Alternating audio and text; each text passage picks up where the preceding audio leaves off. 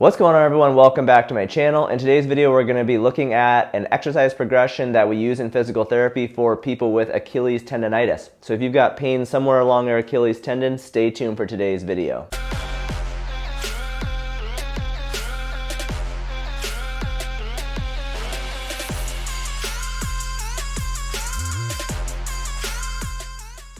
Before getting into the exercise progression, it's important to know that there are two types of Achilles tendinopathy based on the location of your pain. So if you look down here at my tendon, I'll explain both types. There is one type of Achilles tendinopathy where the person has pain way down on their heel bone where the Achilles tendon attaches. If you have that type, it's called insertional. So if your pain is down there right on the bone, that would be insertional tendinopathy.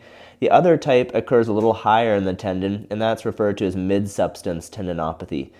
So the progression I'm going to show today will help you with both types, but we do want to modify the exercises slightly depending on which type you have. When we think about those two different types of tendinopathy, like I said, it's really just going to change the exercises we do just a little bit.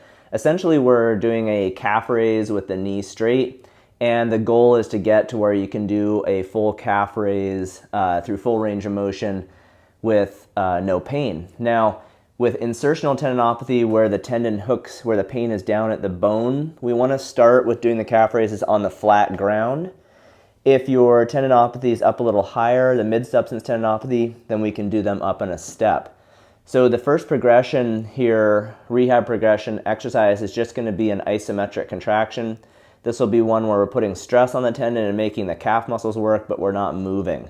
So for both types of tendinopathy, you can just do this on the ground. So what you're going to do for this, I'm going to pretend like my right leg has the pain, so just reverse everything if it's your left side. I'm going to stand up, face a wall to hold on for balance. What I'm going to do here, if my right side is the painful side, I'm going to go up on two legs, up as high as I can. If you hit a spot that's painful, just stop short of that. And then I'm going to shift my weight onto my painful side. I'm making my calf muscles work, which is applying load and stress to the Achilles tendon. I'm going to hold this for 30 to 45 seconds and do 4 to 5 repetitions. This is an exercise I'll do every day until my symptoms begin to desensitize to the point where I can start to do dynamic calf raises. These types of isometrics have been shown to help reduce pain. So again, 4 to 5 reps, and you'll do this every day. Before I get to the next level of the progression, just want to mention that my book is out on Barnes & Noble and Amazon. It has programs for the 50 most common injuries and pain issues. Each body region has its own chapter. If we go back to the ankle and foot chapter, you'll see that the first program is for the Achilles tendon and the calf muscles. So this program is going to explain the issue, explain calf strains and Achilles tendinopathy. And then all of the programs will take you through 3 phases and include pictures of me doing the exercises, very similar to what you get if you came to see me in the clinic for physical therapy for any of these conditions.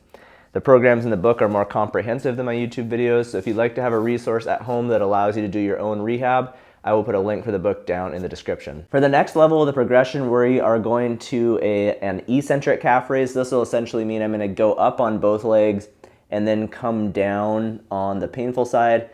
Now, when we start moving to the eccentric, this is where you'll either be on the ground or you'll be up on a step. So again, if your pain is down on the heel bone, just do these on the ground. If your pain is higher up in the tendon, then you can do it on a step. I'll show both versions here. Okay, so if I've got insertional tendinopathy that's way down on the calcaneus bone, I'm going to go up on 2 legs, shift my weight over to the painful side like before, and then slowly lower down through the eccentric contraction. I'm going to do 3 sets of 15 repetitions like this, shift over and back down.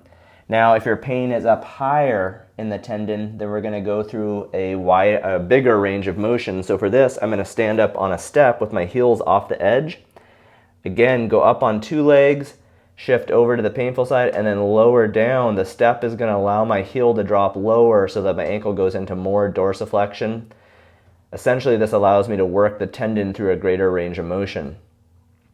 We don't want to do this with insertional tendinopathy because it actually can compress the tendon against the bone in the bottom part of the movement, which can flare some people up. So only do the step version if your pain is up higher in the tendon. Okay, so that's our second level, an eccentric focused contraction. All right, the last level here is just a full range of motion calf raise, again, either on the ground or the step, depending on where your symptoms are.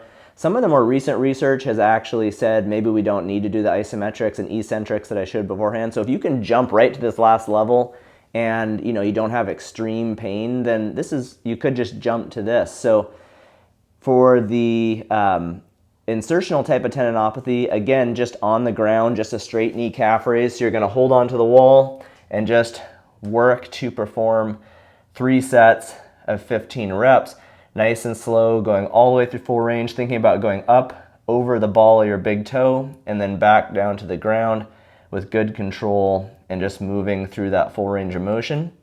If your pain is up higher in the tendon, then again, we'll go back to our step and we're just going through a full range of motion, kind of normal calf raise. Again, 3 sets of 15 repetitions. So like I said, the research is slowly shifting towards showing that just regular full range of motion calf raises that I'm showing here in this last step is kind of, the best thing for the Achilles tendon. So you can experiment with the first 2 levels. I do find that some patients like to work through those first 2 levels and that full range calf raises are just too painful. So that may work for you. You could just jump to this last phase. You could even modify the range of motion. Say you can only do, maybe you can only do half or 3/4 of the range of motion before you get pain. That's okay, and then you just slowly increase your range of motion over time.